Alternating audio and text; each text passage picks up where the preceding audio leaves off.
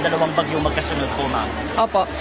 Endorse po namin yung concern sa ating water service provider at sa ating power company. Meron po kaming satellite office sa Bacolod City at iiwan namin sa kanila yung concern para i-follow up nila dito sa mga agencies na ito ang problema sa tubig at kuryente. Yes. VP, I don't know if you can give a comment regarding the ICC on the appointment of two medical experts to assess the situation of the president, former President Duterte po. Yes, we are happy with the developments that there is action on the court on the request by the defense team for indefinite adjournment of the case. VP, wala pa rin nakukulong sa nangyayaring ongoing investigation on the ghost projects in various areas of the country. Oo. Kaya nga po nakikita nyo sa iba't ibang lugar sa ating bayan, no, at even iba't ibang lugar sa mundo dahil marami tayong mga overseas Filipinos ay nagagalit dahil alam naman natin ilang beses na nagsabi, in fact ako kasali ako sa mga nagsabi, no, sa ating Pangulo noon sa Department of Education na merong problema yung 2025 budget. At ngayon, nalaman natin, hindi lang pala yung 2025 budget ang merong problema. 2024, as early as 2023, ay meron ng mga nakitang mga anomalya doon sa budget. So alam na natin na merong problema sa budget, alam na natin kung sino yung mga tao na may kagagawan noong anomalya, korupsyon sa ating budget, pero hanggang ngayon ay wala pa ring nananagot. Puro lang investigasyon. So yun yung sinasabi ko na mukhang mukhang yung sinasabing independent Commission for Infrastructure ay ginawa lamang para kontrolin yung istorya, kontrolin yung narrative sa corruption scandal. Hindi reaction yung possible warrant of arrest ni Senator Bato de la Rosa sa ICC? Oo, well hindi ako makakomment, no, sa warrant of arrest dahil wala siya doon sa mga pronouncements, public pronouncements ng ICC. Pero gayon pa man, noong as early as April of this year, nagsabi na rin talaga ako kay Senator Bato de la Rosa na maghanda siya sa kung ano man yung mga posibleng mangyari patungkol sa ICC case. At ang sinabi ko sa kanya din na ang paghahanda niya magsisimula sa pagpili niya ng isang international law expert at merong experience sa ICC na abogado para nabibigyan siya ng advice kung ano yung mga dapat niyang gawin. Before may investigation ngayon sa mga Cebu province, mga mayors, mga officials doon, kasi nakalib sila during the kasagsagan ng Bagyong Pino and Bagyong Uman. Any reaction po? Antayin natin, no? Yes, antayin natin, no, kung ano yung aksyon ng Department of Interior and Local Government dahil ito yung ahensya na kung saan under ang ating, nakapailalim ang ating mga local government officials.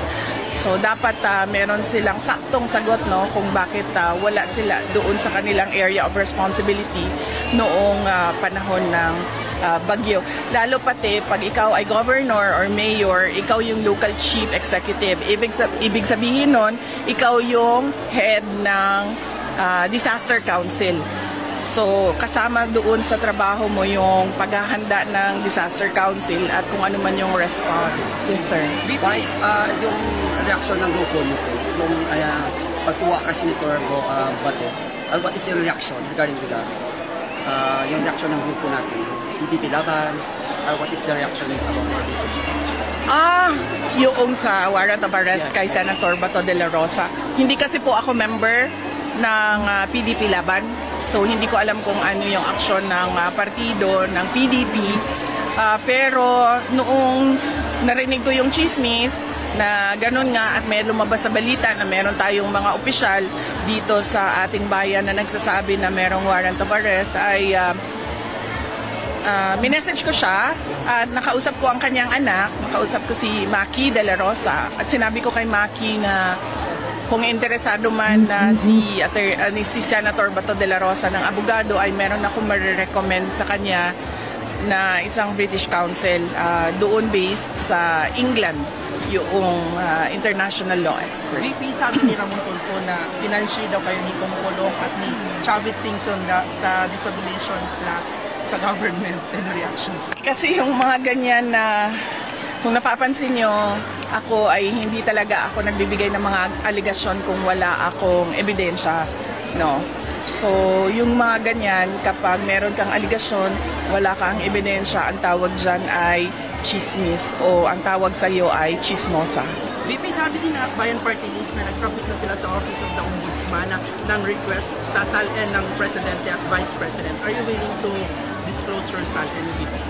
Nandun naman na yung request at ang ine-expect ko ay ibibigay sa kanila ng ombudsman dahil kasama naman yan sa narrative ng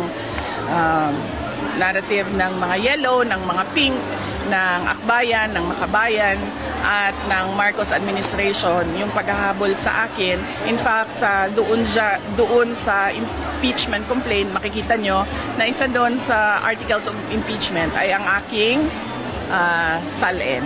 So hindi mahirap sa kanila na kunin yung SALN na yan. Kumusta si FPRD, VP? Kailan kayo huling nabusan? At kailan ka babalik doon sa Daguet?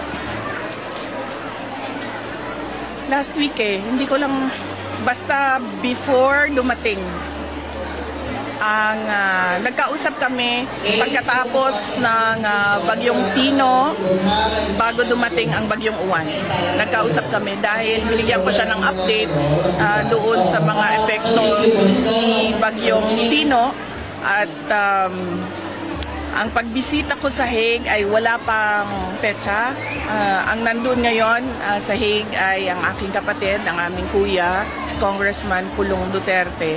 At ang susunod doon ay ang kanyang anak, ang aming congressman sa 2nd District. Yun, siya ang papalit doon sa pagbisita sa Hague. Kumusta yung condition, yung health condition? Wala naman siyang reklamo. Noong kami ay nagkausap, wala siyang reklamo. Pero noong nakausap niya yung kapatid namin, si Kitty, si Veronica, ay nabanggit niya na sumasakit yung kanyang ulo. So, nireport na rin yon ni Kitty sa mga abogado para magawa ng paraan kung ano ba ang kailangan gawin. What's your Kumusta yung Christmas wish po disaster for the response President? po ng OVP? President Marcos? Oh my, Diyos ko, mag-Christmas wish ka ba tayo kay President Marcos? Last question Wala ako talaga. Disaster response ng Office of the Vice President.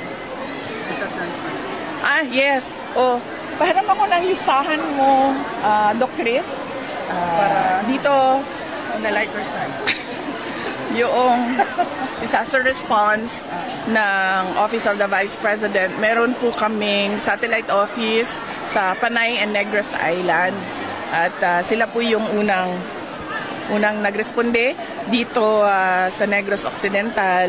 Ito po ang kanilang mga binigay na relief operations. Sa Canlaon City po, 500 rice boxes plus 100 water containers plus 200 na 5 kilos na rice. Yung rice box po namin ay assorted items po yun sa loob. Ang tawag po doon ay rice. Ang ibig sabihin po noon ay relief for indigents and individuals in crisis and emergencies. So assorted po ang laman ng kahon. Sa Binalbagan ay 200 boxes, 100 na 5 kilos rice at 50 na water container. Sa La Carlota naman ay 400 rice boxes, 200 5 kilos ng bigas at 100 water containers. Sa La Castellana naman 300 rice boxes, 200 na 5 kilos rice and 100 water containers. Sa Moises Padilla, 269 rice boxes and 100 na 5 kilos rice. Sa Bago City, 400 kilos rice and 50 water containers. Sa Bacolod City, sa Barangay Montevista, Barangay Vista Alegre, Barangay Punta Taytay ay 150 na 5 kilos rice, 298 na rice boxes, and 205 na 5 kilos rice. Tuloy-tuloy. Oo, buong araw. Ngayon ay iikutin namin yung mga lugar na apektado noong Bagyong Tino. And also, VP, recently lang yung ICI pumunta ng Davao City. Nag-inspection ng mga flood control. Kahit ano-ano, VP, ano yung reaction sa district doon, sa first district? Opo, nag-aantay tayo na merong managot, no, sa mga budget insertions, sa mga ghost projects, sa mga substandard projects, and sa mga unfinished projects. Dahil alam naman natin, no, na kadalasan yung unfinished projects ay corruption din yan. Dahil binigay na yung budget para sa project dahil sa corruption, nagkulang yung budget, kaya humihingi na naman ulit ng dagdag na budget. Kaya meron tayong mga unfinished projects, pero kung makikita mo, napakalaki na nung budget na inilaan doon. Last question, VP. Message sa mga lahat ng nasalanta ng Bagyong Tino at Bagyong Uwan all over Philippines. Oo, yes. So ngayon, no, nasa Negros kami, bukas nasa Cebu kami, habang inaantay namin yung assessment ng iba pang mga lugar na apektado nung Bagyong Uwan. Inunan na muna namin ang Negros at Cebu dahil sa Bagyong Tino.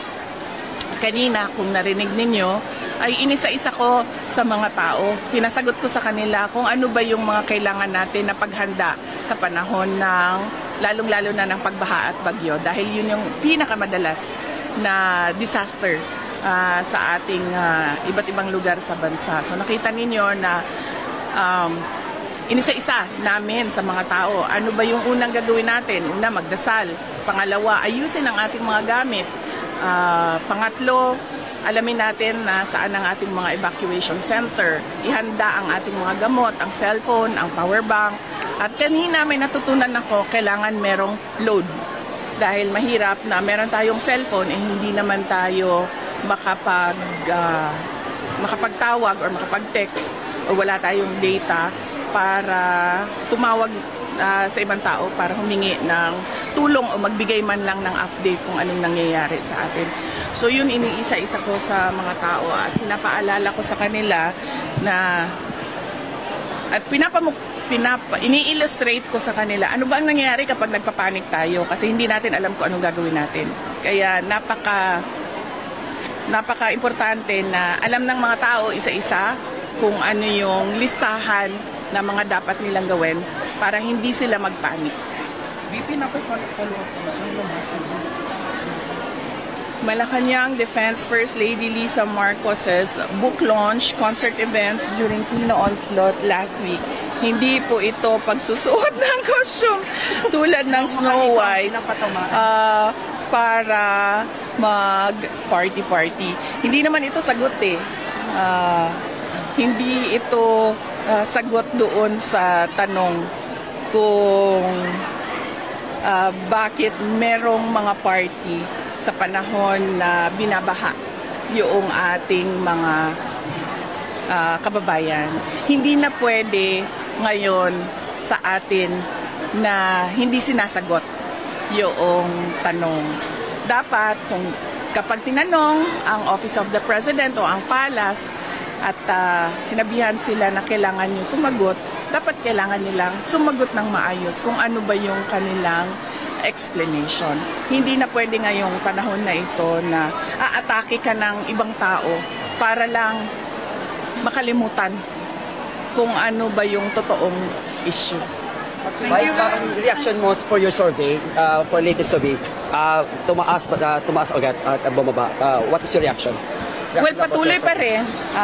Kami sa tanggapan ng pangalawang Pangulo, patuloy pa rin yung trabaho namin.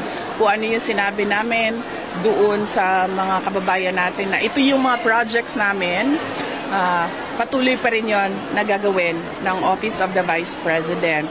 Tumaas man o bumaba man ang approval ratings, tumaas man o bumaba man ang trust ratings, ay nandun pa rin yung obligasyon namin na magtrabaho para sa ating bayan at magserbisyo para sa ating mga kababayan. Maraming salamat po.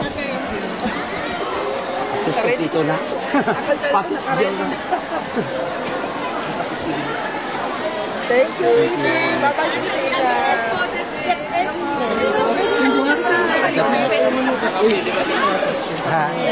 Prior na pag-abot. Mahalin mo!